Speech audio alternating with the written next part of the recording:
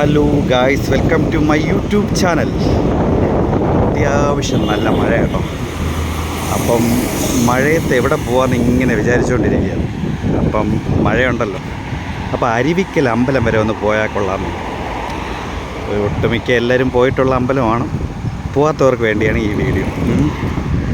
അപ്പം ആദ്യമായിട്ടാണ് വീഡിയോ കാണണമെങ്കിൽ ഒന്ന് സബ്സ്ക്രൈബ് ചെയ്യുക, ലൈക്ക് അടിക്കുക, ബെൽ ബട്ടൺ അമർത്തുക.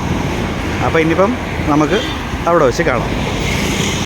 അതിമനോഹരമായ അരുവിക്കൽ ശ്രീ മഹാദേവ സുബ്രഹ്മണ്യ ക്ഷേത്രം രണ്ടുപേർക്കും തുല്യ പ്രാധാന്യമാണ്. മഹാദേവനും മുരുകസ്വാമിക്കും തുല്യ പ്രാധാന്യമുള്ള ഒരു അമ്പലമാണ്.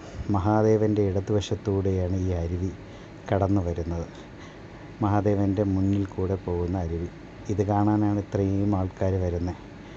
ഞാനിവിടെ വന്നപ്പോൾ ഇവിടുത്തെ ചുവരിലൊരു കണ്ടൊരു കാഴ്ചയാണ് മഹാദേവന് സ്വന്തമായിട്ട് ഇൻസ്റ്റാഗ്രാം ഐഡിയും ഫേസ്ബുക്കും ഉള്ള ഒരു അമ്പലം.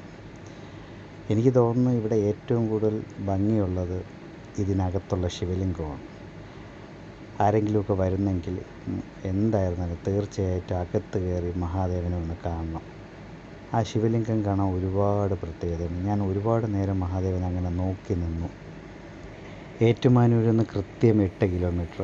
ഗൂഗിൾ മാപ്പ് ഇട്ടാൽ നമ്മളെ കറക്റ്റ് അമ്പലത്തിൻ്റെ നട വരെ നമുക്ക് എത്താൻ പറ്റും.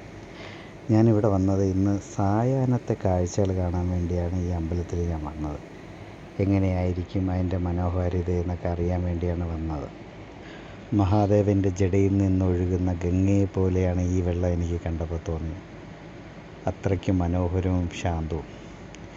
എനിക്കിത്രയും നേരം വന്നു നിന്നതിൽ ഇവിടെ നിന്ന് മനസ്സിലായ ഒരു കാര്യം, ഇവിടുത്തെ മഹാദേവൻ നമ്മളെ അങ്ങോട്ട് ആകർഷിക്കുന്ന പോലെയാണ്. കാര്യം ഞാനിവിടെ വന്നിട്ട് ഏകദേശം 3 മണിക്കൂറായി. വന്ന് പെട്ടെന്ന് വീഡിയോ എടുത്ത് പെട്ടെന്ന് പോകണമെന്നാണ് ഞാൻ ആഗ്രഹിക്കുന്നത്. ഇതിലിതാ ഈ വെള്ളം വന്ന് ചാടുന്ന സ്ഥലം യഥാർത്ഥത്തിൽ ഒരു ഗുഹയെന്നാണ് പറയുന്നത്. ആ ഗുഹ ഈ അമ്പലത്തിൻ്റെ ഫ്രണ്ട് വരെ ചെല്ലും.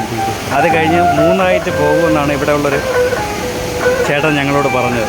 എന്തായിരുന്നാലും ഇത് കൊള്ളാം. ഇതിൻ്റെ അടിയിൽ ഗുഹ. മാസത്തിൽ 9 മാസം വെള്ളമുള്ളൊരു ക്ഷേത്രം.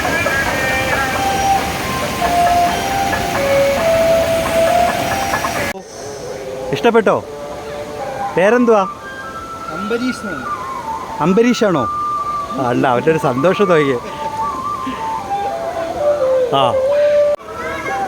ഇവിടുത്തെ നൈറ്റ് വ്യൂ ഒന്ന് എടുക്കാതിരുന്നതാണ് കേട്ടോ. മണി ഇതാ 7 മണിയായി കേട്ടോ. എന്നിട്ടും അവിടുത്തെ ആ പ്രകാശം കണ്ടോ, ഒരു രക്ഷയില്ലാത്ത അമ്പലമാണ് കേട്ടോ. യഥാർത്ഥത്തിൽ ഇവിടെ വന്നത് ഇവിടുത്തെ ഒരു വ്ളോഗ് ചെയ്യാൻ വേണ്ടിയാണ് വന്നത്. പക്ഷേ വല്ലാത്ത ആംബിയൻസ് ആയിപ്പോയി.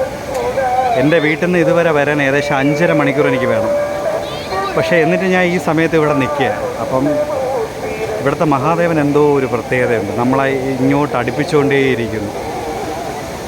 അങ്ങനെ സമയം 7:10 അടുക്കുന്നു.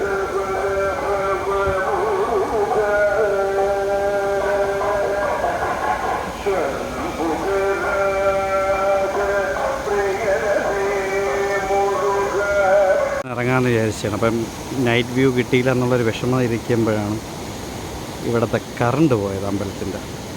എന്നിട്ടും കണ്ടു ഗായ്സ്. മണി ഇപ്പം 7:15. എന്നിട്ടും വിളിച്ചോണ്ട്. ഇതാണ് അമ്പലം.